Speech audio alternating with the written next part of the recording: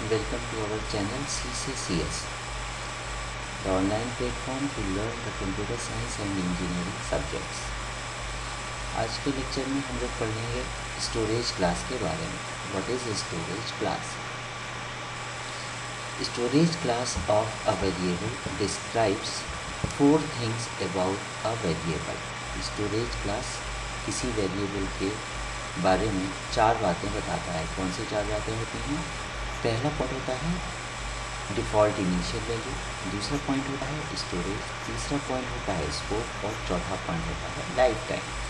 किसी भी वेरिएबल का स्टोरेज क्लास वेरिएबल की डिफ़ॉल्ट इनिशियल वैल्यू को बताता है, उसका स्टोरेज क्या होगा इसके बारे में बताता है, उसका स्कोप क्या होगा ये बताएगा और उसकी लाइफ टाइम के बारे में बताएगा.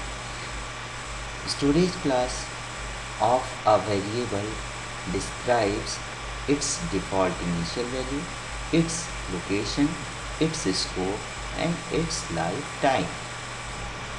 अभी हम लोग प्रोग्राम की सहायता से भी ये समझेंगे कि ये चारों बातें क्या होती हैं. उसके बाद हम लोग पढ़ेंगे types of storage class. Storage class कितने तरीके का होता है? तो स्टोरेज क्लास चार तरीके का होता है. First storage class is automatic, second storage class is register, third storage class is static and fourth storage class is external. चार तरीके की स्टोरेज क्लास होती हैं. पहली स्टोरेज क्लास होती है हमारे पास जिसका नाम होता है ऑटोमेटिक स्टोरेज क्लास. दूसरी स्टोरेज क्लास होती है जिसका नाम होता है रजिस्टर स्टोरेज क्लास.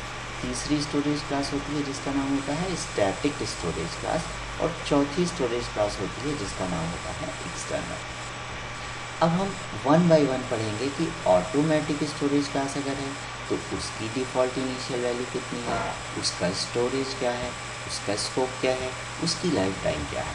या अगर वो रजिस्टर टाइप का स्टोरेज क्लास है तो रजिस्टर टाइप के स्टोरेज क्लास की डिफ़ॉल्ट इनिशियल वैल्यू क्या होगी, उसका स्टोरेज क्या होगा, उसका स्कोप क्या होगा या उसका लाइफ टाइम क्या होगा. लाइकवाइज हम स्टैटिक और एक्सटर्नल चारों के बारे में ऐसा कुछ पढ़ने वाले हैं. तो सबसे पहले हम लोग पढ़ेंगे कि ऑटोमेटिक स्टोरेज क्लास क्या होती है. सबसे पहले हम लोग पढ़ेंगे ऑटोमेटिक स्टोरेज क्लास क्या होती है. तो ऑटोमेटिक स्टोरेज क्लास की जो डिफ़ॉल्ट इनिशियल वैल्यू होती है वो होती है गार्बेज वैल्यू. गार्बेज वैल्यू क्या होती है? Garbage value is an unpredictable value that we cannot predict in advance. मतलब जब वो डिफ़ॉल्ट इनिशियल वैल्यू होगी तो वो कोई ऐसी वैल्यू होगी जिसके बारे में हम पहले से नहीं जानते हैं, पहले से नहीं बता सकते हैं. ऐसी वैल्यू को हम गार्बेज वैल्यू कहते हैं. ऑटोमेटिक स्टोरेज क्लास का जो स्टोरेज होगा वो कहाँ पे होता है? मेमोरी में होता है. मतलब जो ऑटोमेटिक स्टोरेज क्लास का वेरिएबल होगा वो कहाँ पे जाके सेव होगा? कंप्यूटर की मेमोरी में जाके स्टोर होने वाला है. ये थर्ड एंड फोर्थ पॉइंट बहुत इंपॉर्टेंट है. Scope and life time. क्या होता है स्कोप और क्या होता है life time? Automatic storage class के वेरिएबल का जो स्कोप होता है वो लोकल टू द ब्लॉक होता है. Local to the block in which the variable is defined. मतलब ऑटोमेटिक स्टोरेज क्लास के वेरिएबल का स्कोप उस ब्लॉक के अंदर होता है जिस ब्लॉक के अंदर हमारा वेरिएबल डिक्लेयर्ड और डिफाइंड है. इसको भी हम प्रोग्राम की सहायता से समझेंगे तो और अच्छे से समझ पाएंगे. अभी फ़िलहाल हम ये बात कर रहे हैं कि ऑटोमेटिक स्टोरेज क्लास के वेरिएबल का जो स्कोप होता है वो लोकल टू द ब्लॉक होता है, उस ब्लॉक के अंदर होता है जिस ब्लॉक में ये वेरिएबल डिफाइंड होता है. And finally what is the life time of automatic storage class. Automatic storage class के वेरिएबल का life time till control remains in the block. कौन से वाले ब्लॉक की बात हो रही है? जिस ब्लॉक में ऑटोमेटिक स्टोरेज क्लास का वेरिएबल डिफाइंड है. तो life time of automatic class variable remains till कब तक? जब तक कंट्रोल रहता है. कहाँ पे कंट्रोल रहता है? उस ब्लॉक में जिस ब्लॉक में हमारा वेरिएबल डिफाइंड है. अभी इसको हम प्रोग्राम की सहायता से समझेंगे तो और अच्छे से समझ आएगा. एक बार रिवाइज कर लेते हैं जल्दी से. ऑटोमेटिक स्टोरेज क्लास का default initial value garbage value.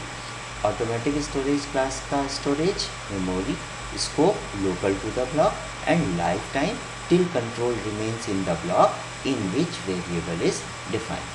अब ये जो चारों बातें हैं इनको हम एक प्रोग्राम की सहायता से समझने की कोशिश करते हैं। तो सबसे पहले हम ये समझेंगे कि जो डिफ़ॉल्ट इनिशियल वैल्यू था इसके बारे में हम बात करेंगे। पहली बात हम क्या करने वाले हैं, जो डिफ़ॉल्ट इनिशियल वैल्यू है इसके बारे में हम कुछ बात करने चल रहे हैं। तो एक मैं छोटा सा प्रोग्राम बनाता हूँ, आप देखिए कैसे प्रोग्राम बनता है। हेडर फाइल मैं नहीं लगा रहा हूँ, लेकिन हेडर फाइल प्रोग्राम में लगाना पड़ेगा।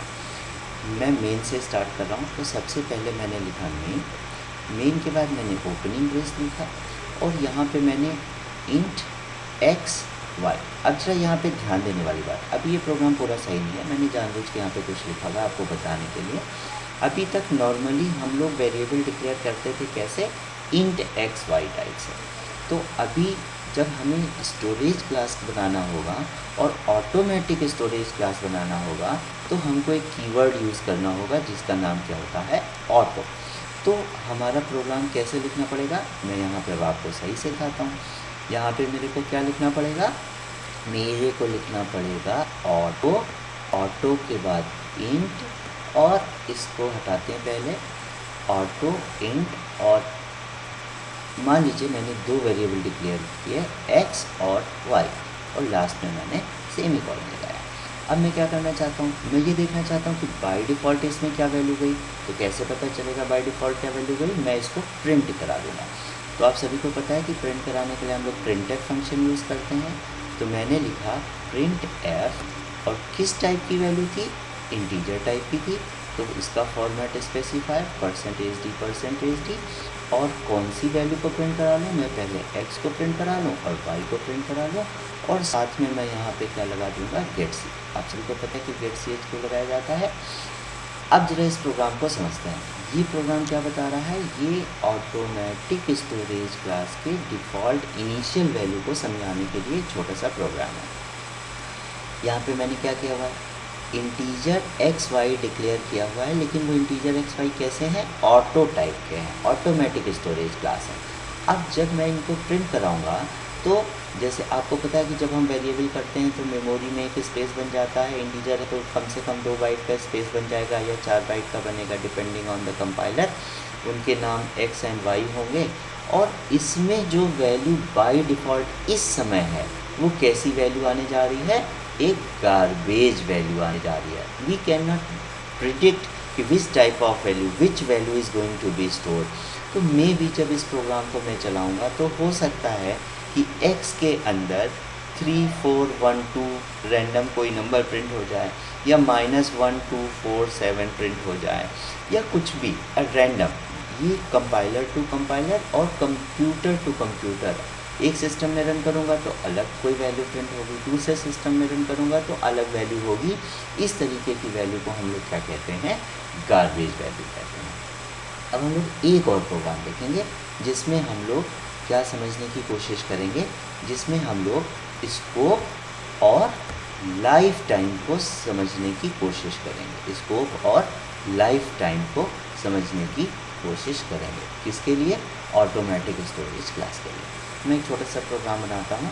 मैंने लिखा मेन, हेडर फाइल आपको यूज़ करनी है। मैंने यहाँ पे लिखा ऑटो, और मैंने लिखा इंट, और वेरिएबल लेट से मैंने बनाया x, और मैंने इसकी वैल्यू लिखी लेट से 10।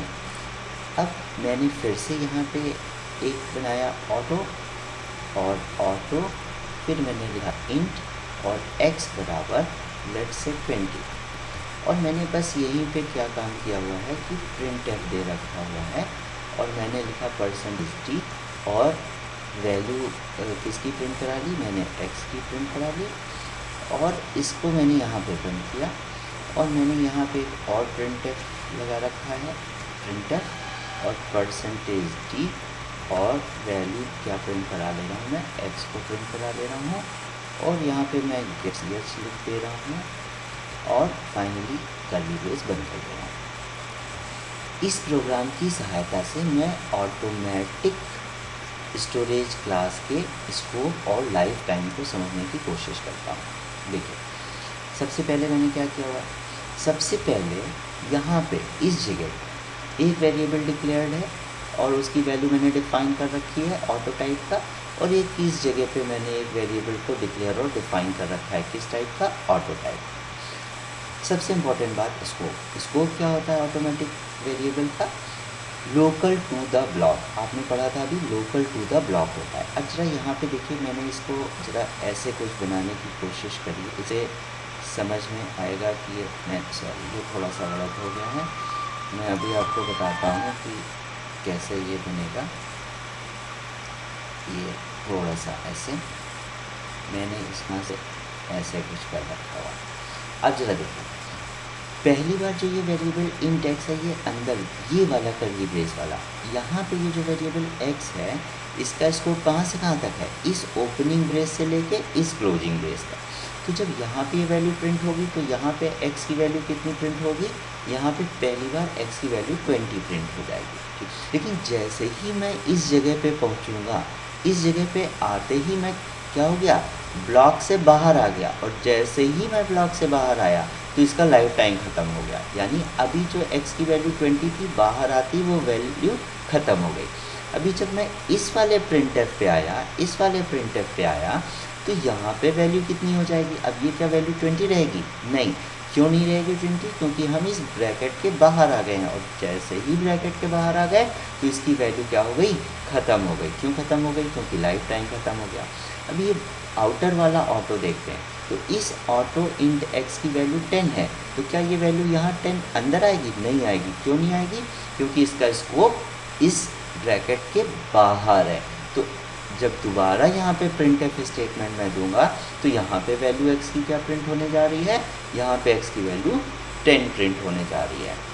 इस प्रोग्राम की सहायता से हम आसानी से ये समझ सकते हैं कि ऑटोमेटिक स्टोरेज क्लास का जो स्कोप होता है वो लोकल टू द ब्लॉक होता है।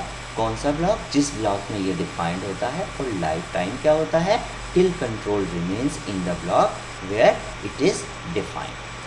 अब अगले वीडियो में हम लोग आगे के बाकी के 3 स्टोरेज क्लास के बारे में पढ़ेंगे। इस वीडियो में आज सिर्फ इस लेक्चर में सिर्फ इतना ही। Thank you.